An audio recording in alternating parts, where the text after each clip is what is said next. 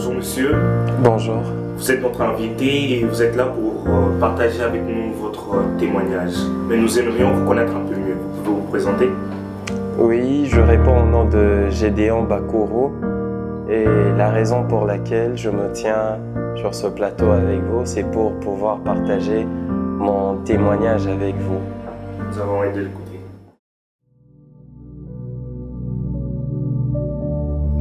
D'abord, j'aimerais commencer pour dire que je suis né dans une famille chrétienne de 10 enfants, dont je suis le cadet d'ailleurs.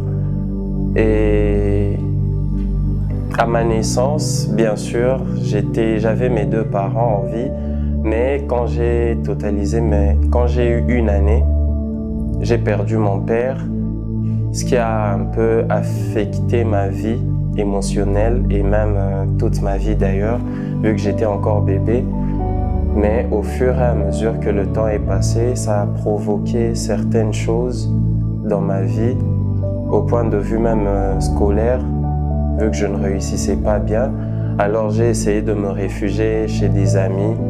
Je me suis un peu trop attaché à ma mère d'ailleurs, et un peu moins à mes frères et sœurs. J'ai continué à vivre comme ça et lorsque j'ai atteint 13 à 14 ans, c'est là que j'ai commencé à un peu découvrir la vie, mais pas dans le mauvais sens. Bon, j'ai grandi dans des cultures un peu religieuses, étant donné que ma mère priait. Je suivais des affermissements, j'allais à l'église, je prêchais même des amis. D'ailleurs, les amis de mes grands frères m'appelaient Pasta. Ils m'appelaient Pasta. Alors, certains jours, ils allaient boire et moi, je revenais de l'église. Alors, on me taquinait un peu, mais ça ne m'affectait pas du tout. Alors, un soir, lorsque j'avais 14 à 13 ans, on a eu à m'inviter dans une soirée. Et je crois que c'est là que tout a basculé. Parce qu'un de mes grands frères, dans cette soirée-là, a eu à me proposer un verre de whisky alors que je ne buvais pas. Ni alcool, ni liqueur, ni je ne sais quoi d'autre. Je ne prenais rien, je ne fumais pas. Alors ce jour-là, je me suis dit, pourquoi pas essayer? Pourquoi pas goûter? Et c'est là que j'ai pris le premier verre. Mais il y a une phrase mondaine qui dit que jamais un sans deux, jamais deux sans trois. Alors ce soir-là, j'avais bu, j'ai vraiment beaucoup bu. Et c'est de là que tout est parti. Le lendemain matin, je me sentais tellement sale, tellement souillé aux yeux de Dieu, que j'ai plus trouvé le courage de revenir encore à l'église, d'aller à l'église. Je me suis éloigné petit à petit de l'église. Je m'étais décidé de partir loin de Dieu. Ça n'a pas travaillé votre conscience en vous disant voilà, là je m'éloigne de Dieu, tant mieux arrêter avec ça au lieu de m'enraciner encore davantage là-dedans? Je ne pense pas, ça ne m'a même pas affecté. Parce que la Bible nous dit même dans le livre de Galates, le 4e chapitre au 1er verset, que aussi longtemps qu'un héritier est encore enfant, il ne diffère en rien d'un esclave. En fait, un enfant, c'est celui qui grandit selon sa vue. Il apprend de son entourage et il essaye de s'adapter par rapport à ça. Il ne sait pas, tant qu'on ne lui a pas dit ce qui est mal, il ne peut pas le savoir. Et si on lui disait que ce qu'il fait est mal, à moins qu'on le tire vraiment les oreilles. Or moi, en ce moment-là, j'étais un peu comme hypocrite. Lorsque je me suis égaré, j'étais comme un enfant dans ma tête et je me suis pas dit non, que je retourne au pied de mon père. Non, c'était vraiment pas ça. C'était un peu comme un enfant a fait une bêtise et il s'est dit je ne peux plus rentrer à la maison, je ne peux plus. Alors je suis allé très loin et j'ai oublié même mes qualités religieuses. En fait, j'étais religieux, pour dire ça simplement, j'étais religieux. Quand j'ai atteint ma 15e année, que j'ai commencé même à fumer du chanvre. C'est là même que j'ai commencé à fumer du chanvre après un long moment pour s'adapter à la bière, à l'alcool, à s'habituer à cette vie-là. Au fait, j'ai voulu essayer quelque chose de nouveau. À 15 ans, j'ai commencé à prendre du chanvre. Et après l'école, au collège, après l'école, je fumais avec des amis.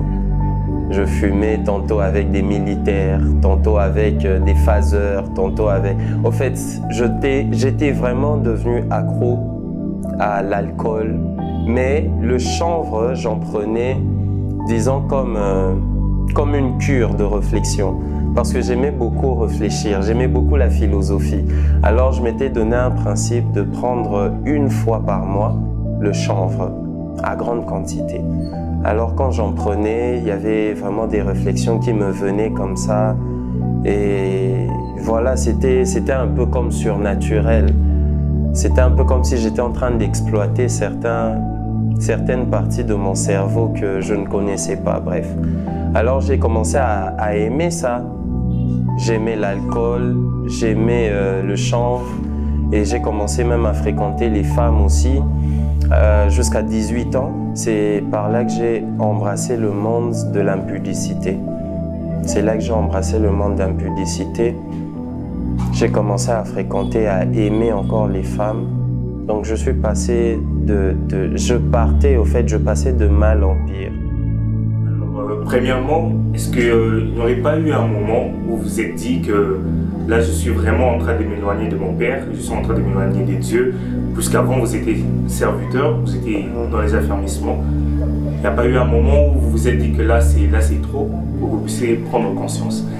Et deuxièmement, jusqu'où cette vie vous a conduit, puisque à vous entendre parler, vous n'avez pas eu des limites. À quoi ressemblait votre vie quand vous étiez complètement plongé là-dedans?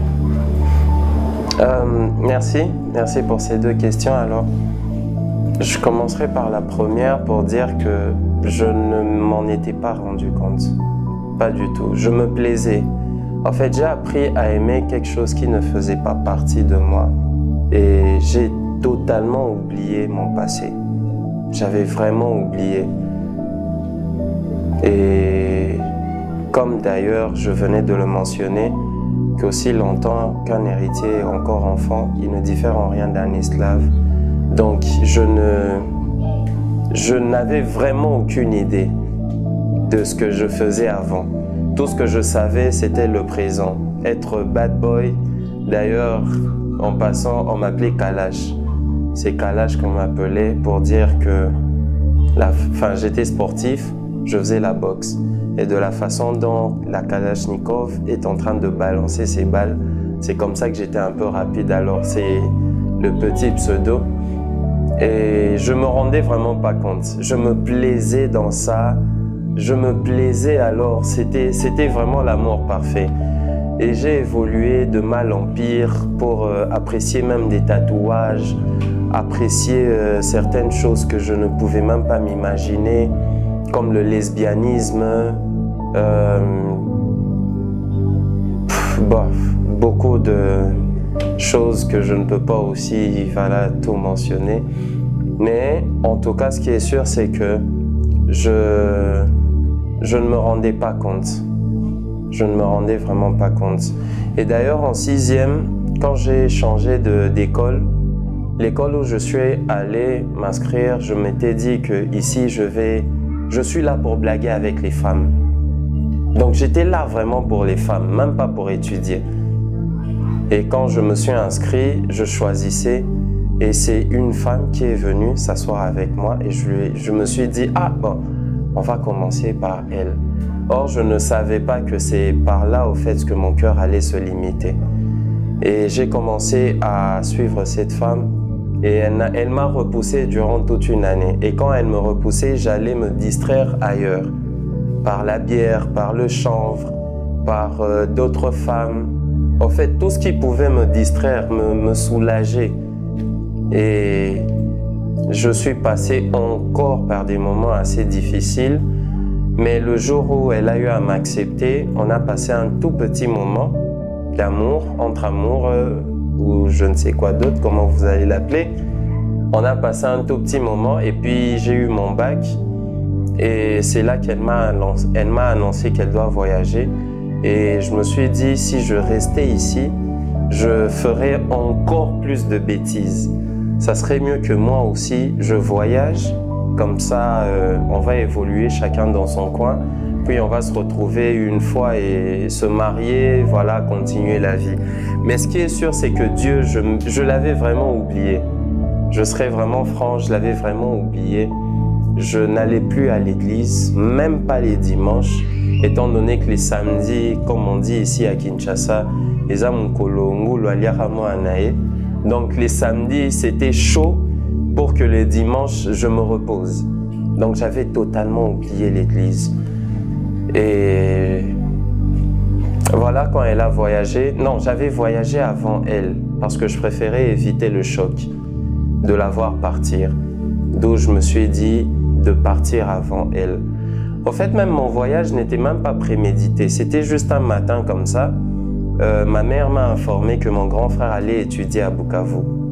Et elle m'a posé la question, vu que moi aussi je viens d'obtenir mon bac, si ça serait pas mieux que moi aussi je parte étudier à Bukavu. J'ai dit d'accord, étant donné qu'elle partait, moi aussi ça serait mieux que je parte pour pas rester dans la distraction, m'enfoncer dans le péché. Alors je suis parti en espérant trouver mieux, en me focalisant dans mes études, en finissant mes études et voilà, la retrouver et l'épouser. C'est là que j'ai rencontré encore d'autres personnes qui ne m'ont pas aidé. Je vais être franc, qui ne m'ont pas aidé. Étant donné qu'on buvait encore avec eux, j'ai passé encore un petit moment dans une relation à distance. Je crois 7 à 9 mois. Et là, on a rompu. C'est là que je me suis enfoncé dans un nouveau monde encore où je ne me retrouvais pas. Dans un monde de prostitution. Parce que bien que j'étais un peu turbulent dans mes relations, mais je dois avouer que je ne trompais pas mes copines et que je ne fréquentais pas les prostituées. Mais vu que c'était à distance, là, j'ai coupé les liens, on a rompu et j'ai embrassé un monde de prostituées maintenant. Alors, je passais mes soirées en boîte pour finir avec des prostituées. D'ailleurs, je suis arrivé à un niveau où j'avais pris une prostituée. Enfin, je payais comme un abonnement, Canal+ d'ailleurs. Donc, c'était un peu comme si je payais par mois. Elle vient, on passe des nuits et je paye par mois. Voilà, j'ai sombré dans ça. Puis, j'ai trouvé une copine qui était un peu plus âgée que moi, d'1 année ou 2 ans. Et elle était déjà en terminale en médecine. On a fait 9 mois de relation encore. Je suis passé par beaucoup de filles encore après ça. Et j'ai rencontré d'autres personnes qui avaient cette fois-ci des tatouages. Et on a appris à s'aimer encore autour d'une bière. On buvait, on se fréquentait, on fumait. Et il y avait un d'entre eux qui faisait des tatouages. Et comme j'ai toujours voulu aussi, j'ai toujours aimé les tatouages, c'est là que je lui ai demandé s'il pouvait m'en faire un. Et il me demandait lequel. Alors j'hésitais entre un cœur enflammé ou un lion. Je me suis dit, bon, faisons un lion. J'ai fait un gros lion sur ma poitrine. Et le tatou n'était d'ailleurs pas fini, que ma conversion avait déjà commencé. Mais il était en train de les faire par séance. Il peut le faire aujourd'hui, 2 mois après, 3 mois après, bref, ça prenait le temps qu'il fallait. Alors il y avait de ces nuits où j'étais à l'est du pays. Normalement là-bas, il y a des crimes, il y a des coups de feu qui tirent de partout. Mais ça ne m'empêchait pas d'aller en boîte et de rentrer peut-être à la maison à 2 heures, à 3 heures. Et voilà, je ne craignais rien. Je n'avais vraiment pas peur. Je me disais que s'il y avait des militaires, on va fuir. On va fuir. J'étais avec mon frère, on va fuir. Et donc, ils ne mourront pas. Vous êtes passé par tant de choses, l'impudicité, l'ivrognerie, la prostitution et tant d'autres. Et aujourd'hui, vous êtes un chrétien. Alors, nous aimerions savoir comment s'est fait ces passages-là. Du Gédéon d'avant à celui qui est aujourd'hui devant nous. Alors, parmi les femmes que j'ai eu à fréquenter, les filles que j'ai eu à fréquenter, j'en ai connu une qui était aussi née dans une famille chrétienne et qui a essayé de m'aider à retrouver au fait mes valeurs chrétiennes. Et elle m'a invité quelquefois à l'église. Alors, elle a eu à m'inviter à maintes reprises. J'y allais aussi, mais c'était pas trop de mon plein gré. Du coup, je ne me plaisais pas trop. Enfin, je sais pas comment le dire, mais je ne me retrouvais pas trop. J'allais pour la faire plaisir, au fait. Parce qu'elle insistait, elle m'aimait tellement et tout. Mais il y eut une fois, un jour, toujours à Bukavu, en essayant un peu de fréquenter les églises, tout ça, je cohabitais avec un camarade d'auditoire. Et c'est lui qui m'invitait quelquefois aussi à l'église. Lui, il lisait d'ailleurs la Bible, mais on demeurait aussi dans nos bêtises. Et donc, on fréquentait un peu beaucoup d'églises à Bukavu. Mais il y a eu une église qu'on a eu à s'attacher. C'était l'église Philadelphie, francophone de Bukavu. C'est là qu'on s'est dit qu'on va un peu rester et écouter la bonne parole. Alors, à chaque fois que j'allais dans cette église-là, je me sentais un peu souple de l'intérieur. Étant donné que j'y allais de mon propre gré, je me sentais un peu plus souple, un peu plus moi, quoi. Je me sentais vivant. Je me sentais trop bien, et surtout que c'était les dimanches. D'ailleurs, je faisais un effort de plus m'enivrer après les dimanches, ces dimanches-là. Et je me rappelle très bien de ce jour, le jour de ma conversion donc. C'était un certain 20 mai. Je viens de totaliser d'ailleurs mes 3 ans, le 20 mai passé. Et l'anniversaire de l'église, ils ont demandé de prier le Saint-Esprit qu'il vienne pour nous aider à mieux fêter au fait ce jour-là. Alors bon, mon collègue n'était pas là, j'étais seul. Du coup, j'étais allé et on a commencé à invoquer le Saint-Esprit. Et en fermant mes yeux et en commençant à invoquer le Saint-Esprit, je sais pas, j'ai ressenti comme un sentiment que je n'avais jamais, une sensation que je n'avais jamais ressentie auparavant. C'était un peu comme si Dieu déversait sur moi son torrent d'eau. En fait, un peu comme s'il était en train de me purifier de son sang. Je sais pas, c'est quelque chose que je peux expliquer humainement parlant pour dire c'était ma nouvelle naissance. Mais pour donner les mots exacts, pour exprimer ce que je ressentais, je ne trouve pas, je n'en trouverai jamais. Et une manière des plus simples dont je pouvais l'expliquer, c'était, je dirais, c'est petit comme un diamant, mais une joie qui remplit tout un pays. Donc je me sentais vivant au fait. Et j'entendais cette voix me dire « Gédéon, je t'aime beaucoup. Je t'aime beaucoup et je ne t'ai jamais abandonné.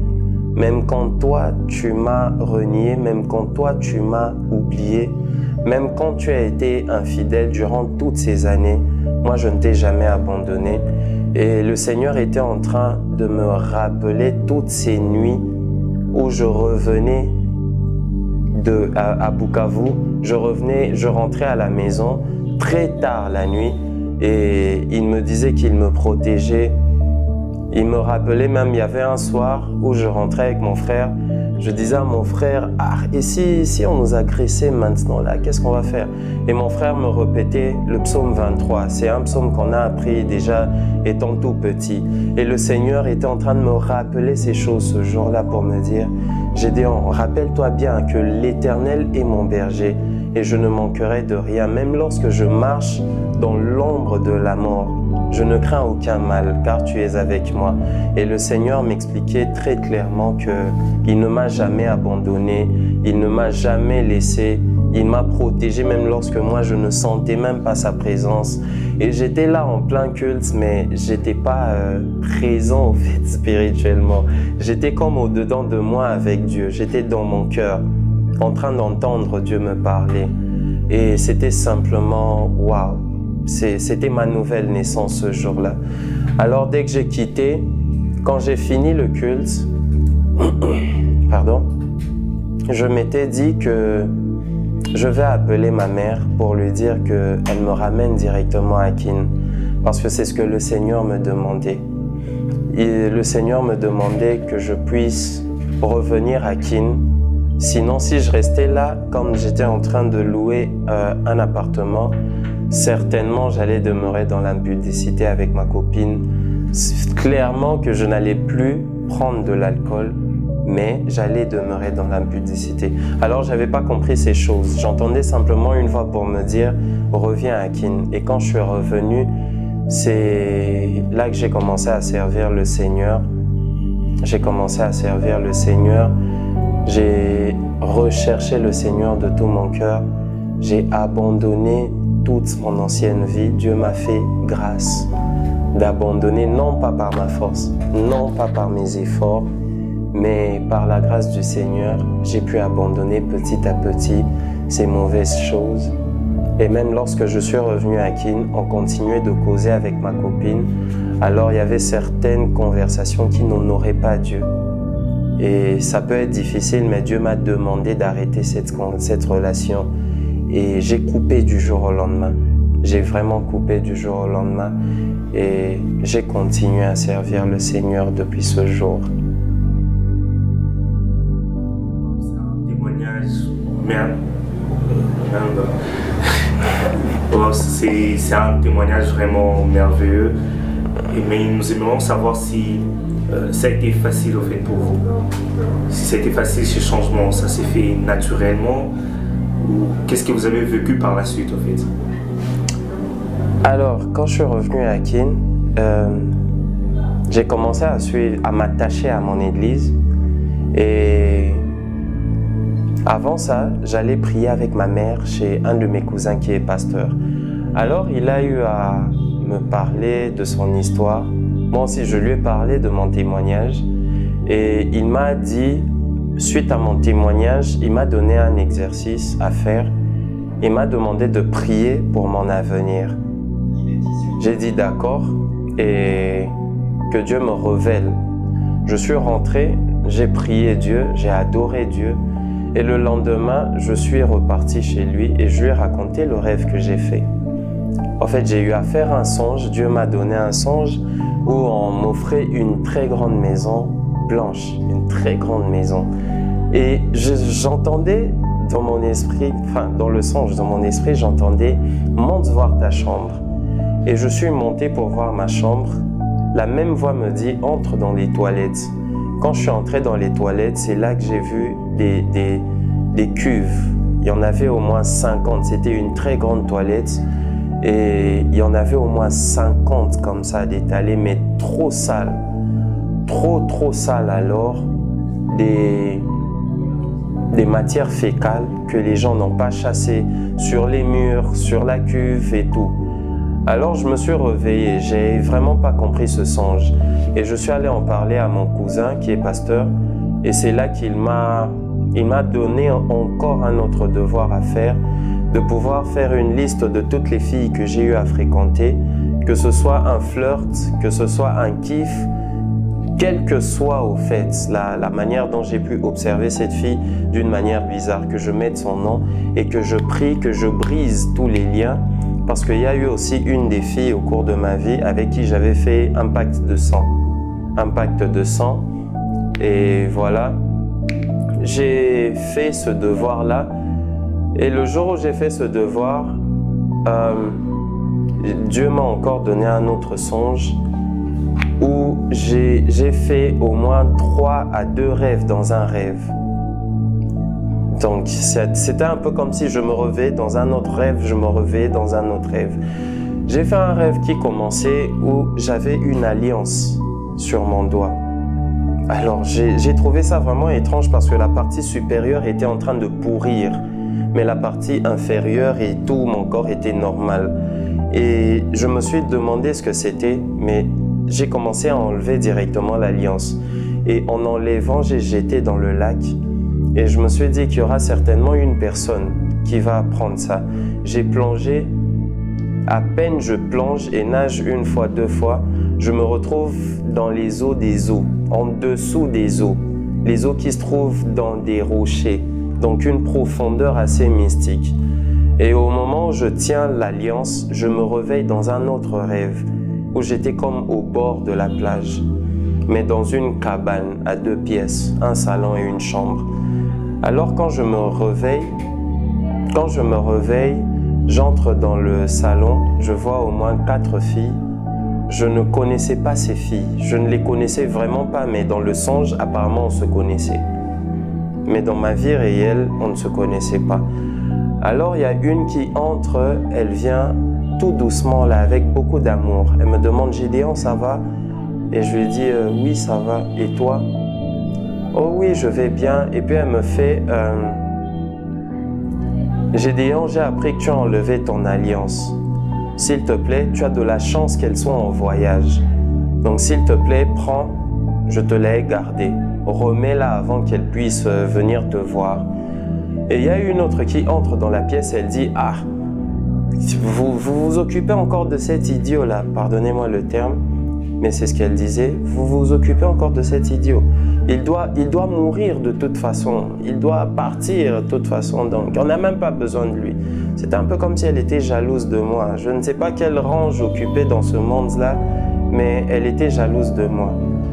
Et les autres me regardaient. Alors quand j'ai pris cette alliance, je commençais à pleurer.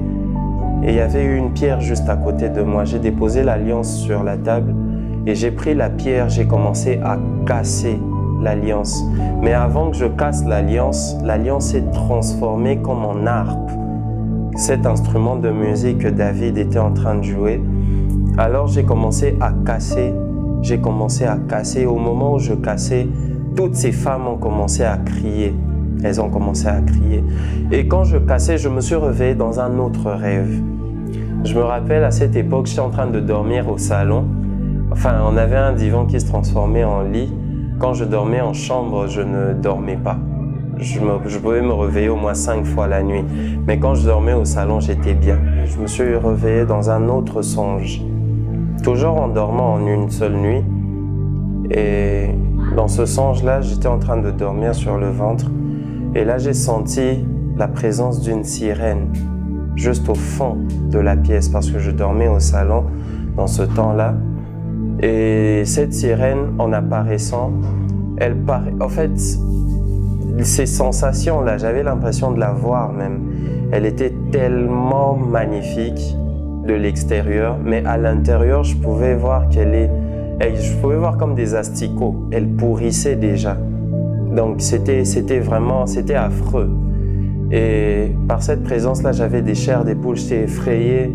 Et en s'approchant de moi, elle était en train de dire, Gédéon, Gédéon, mon fidèle soldat, pourquoi m'as-tu fait cela?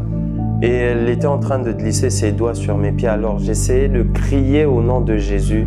J'essayais de me déchaîner même dans la prière s'il le fallait. Mais j'arrivais à ne rien faire.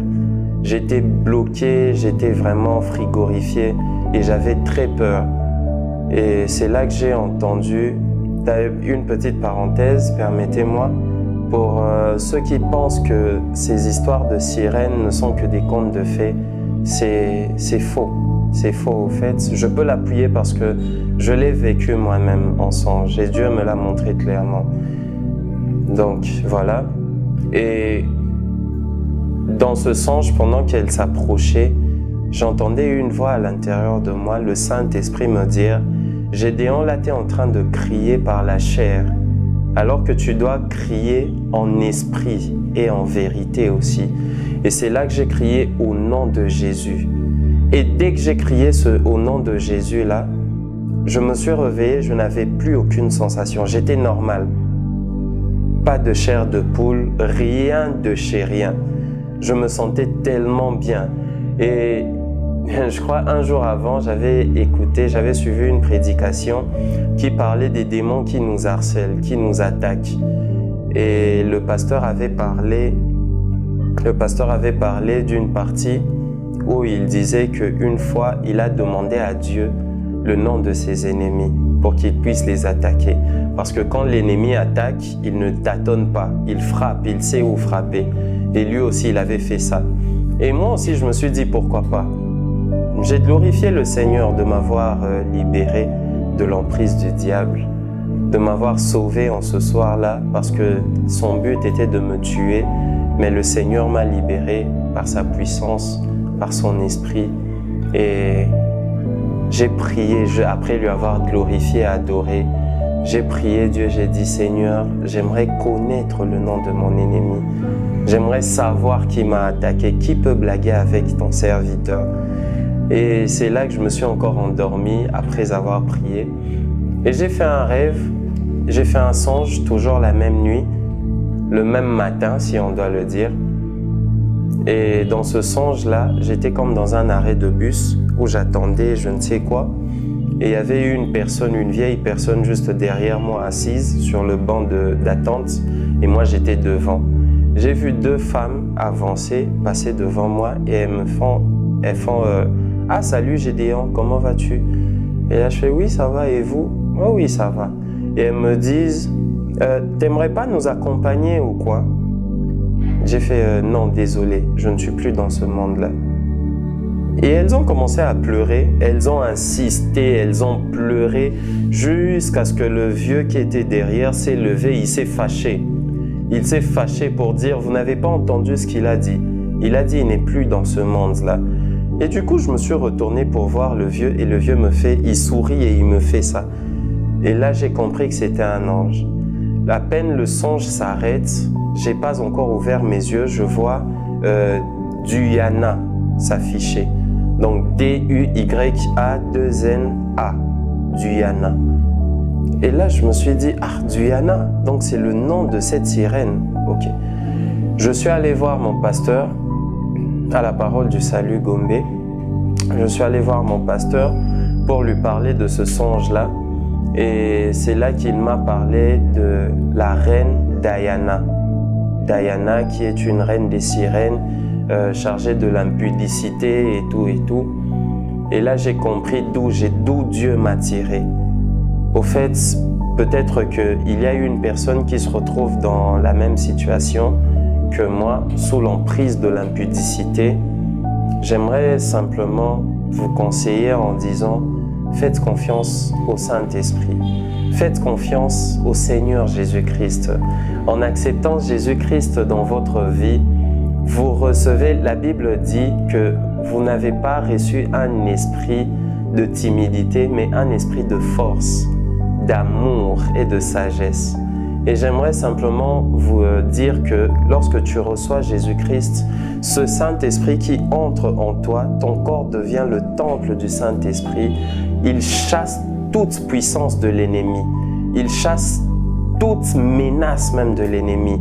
Parce que la Bible dit bien dans Romains 8, 1, le premier verset, qu'il n'y a plus aucune condamnation pour ceux qui sont en Jésus-Christ. Donc, voilà, si tu te retrouves dans un même cas où tu n'arrives pas à arrêter avec l'impudicité ou avec un péché quelconque, fais confiance au Saint-Esprit et tu verras qu'il va te libérer de toutes tes faiblesses. Il te donnera la force, la sagesse et l'amour d'aimer Dieu, bien sûr. Alors, c'est par là que j'ai compris d'où est-ce que Dieu m'a tiré. Dieu m'a tiré dans un monde d'impudicité à outrance, si je peux exagérer. Il m'a libéré dans un monde où je ne savais même pas que j'étais. Je pouvais bien mener ma vie comme ça, voilà, passer de fille en fille, voilà, faire tout ce que je voulais. Je ne savais pas dans quel monde j'étais, mais Jésus a été cette lumière qui m'a éclairé dans mon obscurité, dans mes ténèbres. Et je bénis Dieu pour cela. C'est une grâce qu'il m'a faite. gloire à Dieu, c'était un témoignage vraiment merveilleux et nous espérons que ça va bénir plus d'une personne et que ce sera une source de motivation pour ceux qui se disent qu'ils sont incapables de sortir de cette vie-là. Que Dieu vous bénisse et que votre marche chrétienne continue encore de bénir plusieurs personnes autour de vous. Amen. Merci beaucoup. Que Dieu vous bénisse autant.